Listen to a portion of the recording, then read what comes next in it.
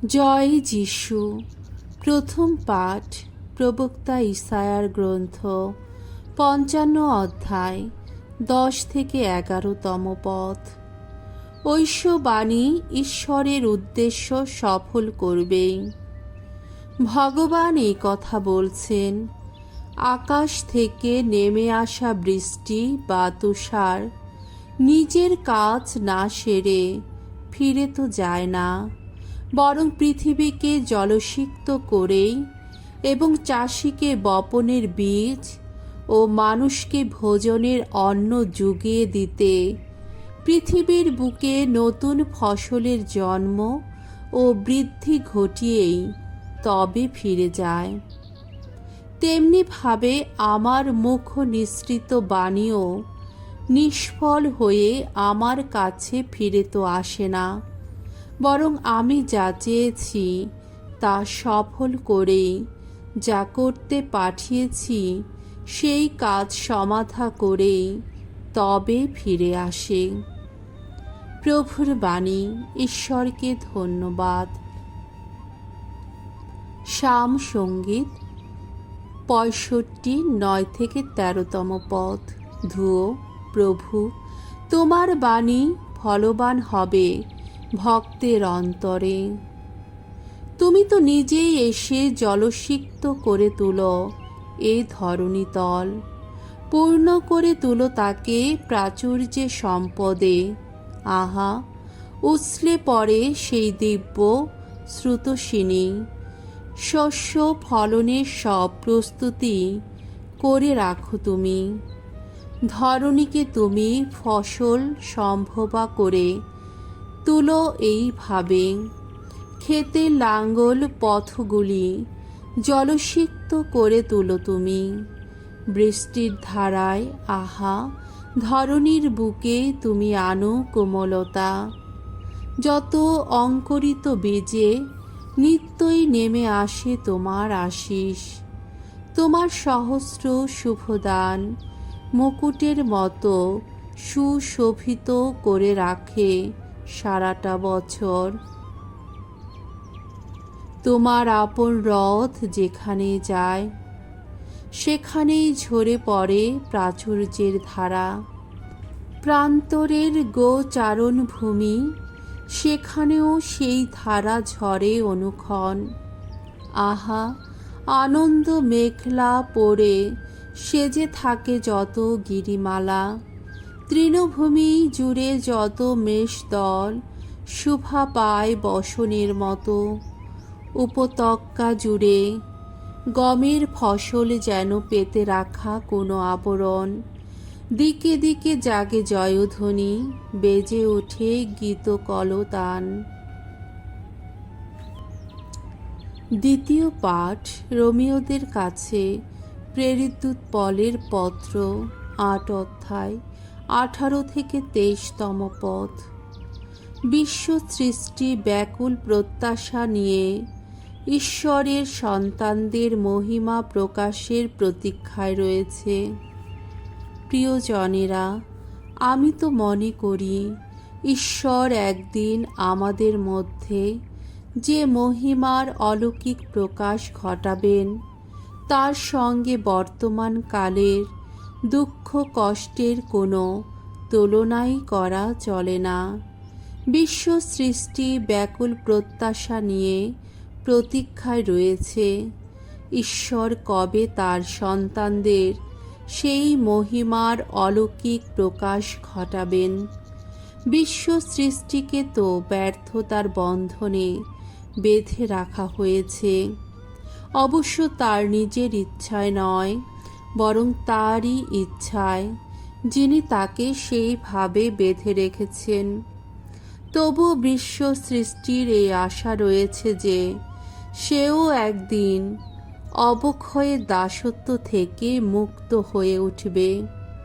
সেও ঈশ্বর সন্তানদের মহিমময় স্বাধীনতার অংশীদার হবে। আমরা তো এই কথা জানি যে সমস্ত সৃষ্টি আজও পর্যন্ত যেন এক প্রসব বেদনায় গুমড়ে মরছে। শুধু সৃষ্টি নয়, আমরাও যারা পবিত্র আত্মাকে আমাদের পরিত্রাণের প্রথম ফল রূপেই পেয়েছি, তারাও নিজেদের অন্তরে গুমড়ে মরছি সেই পূর্ণ দত্তক পুত্রত্ব লাভেরই প্রতীক্ষায়, অর্থাৎ আপন দেহের মুক্তি লাভেরই প্রতীক্ষায়।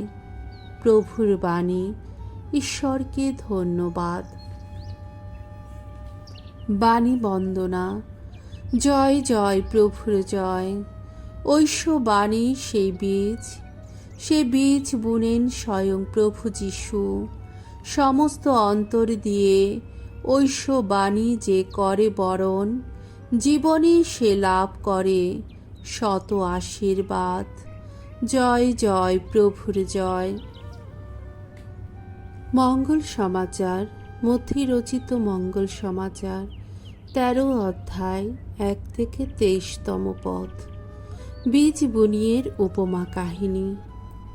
সেদিন যিশু বাড়ি থেকে বেরিয়ে এসে সাগরের ধারে গিয়ে বসলেন। তার চারপাশে বহু লোকের ভিড় জমতে লাগল। তাই তিনি একটি নৌকোয় গিয়ে বসলেন, আর সমস্ত লোকেরা দাঁড়িয়ে রইল সাগরের তীরে। তারপর তিনি নানা উপমা কাহিনীর মধ্য দিয়ে তাদের অনেক কথা বলতে লাগলেন। তিনি বললেন, একজন চাষি একদিন মাঠে বীজ বুনতে গেল। বোনার সময়ে কিছু বীজ পথের ধারে পড়ে গেল, আর পাখিরা এসে সেগুলো খেয়ে ফেলল। আবার কিছু বীজ পড়ল এমন সব পাথুরে জায়গায় যেখানে কম মাটি ছিল, আর মাটি গভীর ছিল না বলেই চারাগুলো দেখতে দেখতে গজিয়ে উঠল। কিন্তু সূর্য উঠলে সেগুলো রোদে ঝলসে গেল, আর শিকড় না থাকায় শুকিয়েই গেল। কিছু বীজ আবার পড়েছিল কাটা ছোপে। কাটা গাছ বড় হয়ে চারাগুলোকে চাপা দিয়ে গেল, আর কিছু বীজ ভালো মাটিতেই পড়েছিল।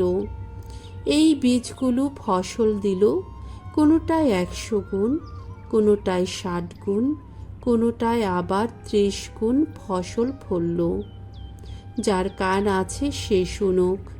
শিষ্যেরা তখন যিশুর কাছে এসে জিজ্ঞেস করলেন, লোকদের আপনি কেন উপমা কাহিনীর মধ্য দিয়েই উপদেশ দিয়ে থাকেন?